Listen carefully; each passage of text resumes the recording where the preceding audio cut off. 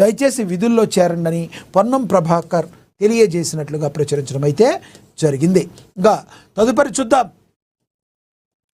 April 30న మంత్రివర్గ విస్తరణని ప్రచారం. యాదవ మున్నూరు కాపులకు స్థానం. నవీన్ యాదవ్ లేదా బీర్లా ఐలయ్యలో ఒకరికి ఛాన్స్. మున్నూరు కాపు కోటాలో ఆది శ్రీనివాస్కు అవకాశం దక్కే అవకాశం ఉందని చెప్పి మరి ప్రచురించడం జరిగింది. నవీన్ యాదవ్ లేదా బీర్లా ఐలయ్యలో ఒకరికి ఛాన్స్ ఉందంట. ఏప్రిల్ 30న మరి తెలంగాణ మంత్రివర్గ విస్తరణ జరుగుతుందనే ప్రచారం రాజకీయ వర్గాల్లో ఆసక్తి రేకెత్తిస్తుంది. ముఖ్యంగా సామాజిక సమీకరణాల్లో భాగంగా యాదవ మరియు మున్నూరు కాపు సామాజిక వర్గాలకు ప్రాధాన్యత లభించనుందని తెలుస్తుంది. బీసీల్లో ఇటీవల ప్రభుత్వం ప్రకటించిన జాబితా ప్రకారం ముదిరాజ్, యాదవ, మున్నూరు కాపు సామాజిక వర్గాలు బీసీల్లో అధికంగా ఉన్నారు. అత్యధికంగా ఉన్న ముదిరాజ్ సామాజిక వర్గానికి ఇప్పటికే కేబినెట్లో చోటు కల్పించిన సీఎం రేవంత్ రెడ్డి త్వరలోనే యాదవ, మున్నూరు కాపులను కూడా తమ కేబినెట్లో బెర్తులు కేటాయించే అవకాశం ఉంది.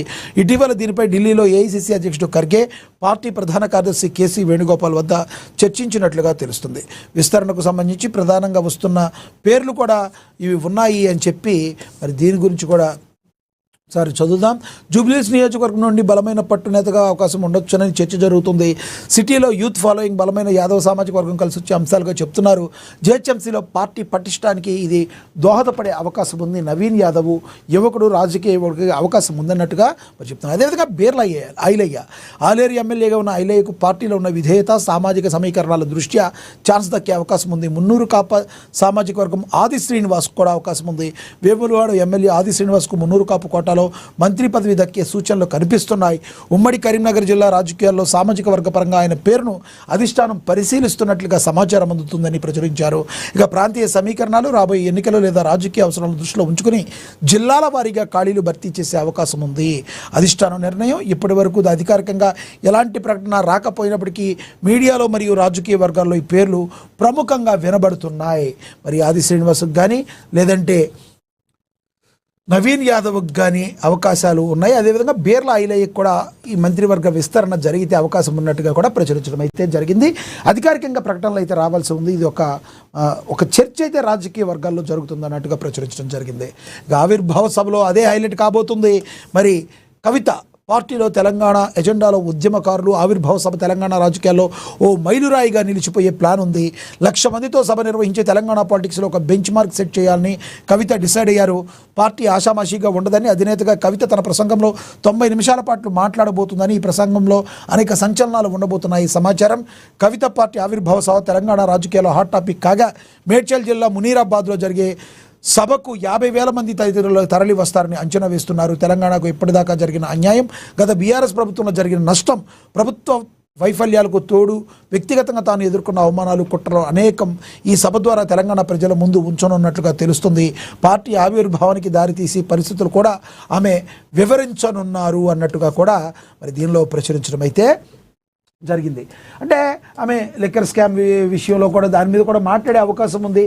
తనను కావాలని టార్గెట్ చేశారు, మరి కోర్టే నన్ను నిర్దోషిగా ప్రకటించింది, నన్ను బయటికి వచ్చింది, దానిలో కొట్టేశారు, నాకు మీద అది కావాలని ప్రకటించారని చెప్పే అవకాశం కూడా లేకపోలేదు. చూద్దాం ఆవిర్భావ సభలో అదే హైలైట్. ఎస్, గత కొద్ది రోజులుగా గుంటనక్క అంటూ హరీష్ రావుపై విరుచుకుపడుతున్న కవిత రాజకీయ పార్టీ పెట్టే ముందు కేసీఆర్పై కూడా నేరుగా రాజకీయ విమర్శకులు దిగుతున్నారు.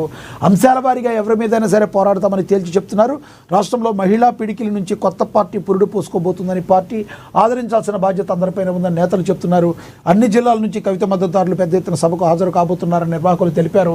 20 ఏళ్లలో కవితతో కలిసి పనిచేసిన వాళ్ళు ఉద్యమంలో క్రియాశీలకంగా ఉండి ఉద్యమ ప్రయోజనాలు నెరవేరలేదని భావిస్తున్న వేలాది మంది ఉద్యమకారులు, ఎన్జీఓలతో పాటు నిపుణులు సభకు ఆహ్వానిస్తున్నట్లుగా చెప్పారు. బీఆర్ఎస్ కంటే ముందే బీఆర్ఎస్ పార్టీ 2001 ఏప్రిల్ 27న ప్రారంభించగా కవిత పార్టీ తెలంగాణ ప్రజా జాగృతి ఏప్రిల్ 25, 2026న నూతన రాజకీయ పార్టీగా పురుడు పోసుకోనుంది.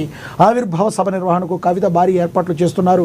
తెలంగాణలో మారుతున్న రాజకీయ సమీకరణాల నేపథ్యంలో కేటీఆర్, కేసీఆర్ చర్యలను, అలాగే కాంగ్రెస్ ప్రభుత్వ విధానాలను ఆమె నిశితంగా విమర్శిస్తున్నారు. తాజాగా జగిత్యాల సభ వేదికగా కేసీఆర్ ప్రసంగాన్ని ఉద్దేశించి బీఆర్ఎస్ పార్టీపై ఆమె తీవ్రమైన విమర్శలు చేశారు.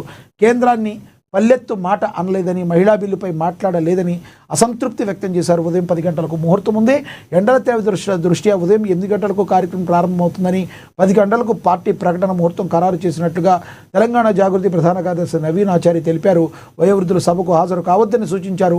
సభకు హాజరయ్యే వారి కోసం తెలంగాణ వంటకాలను సిద్ధం చేస్తున్నారు. మొత్తంగా 33 రకాల తెలంగాణ వంటకాలు రెడీ అవబోతున్నాయి. ఏది ఏమైనప్పటికీ కూడా పార్టీ ఆవిర్భావ సభలో కవిత ఏం మాట్లాడబోతున్నారనేది ఓన్లీ బీఆర్ఎస్ పార్టీలోనే కాకుండా తెలంగాణ రాజకీయ వర్గాలందరిలో కూడా ఒక చర్చ అయితే బలంగా జరగబోతుంది.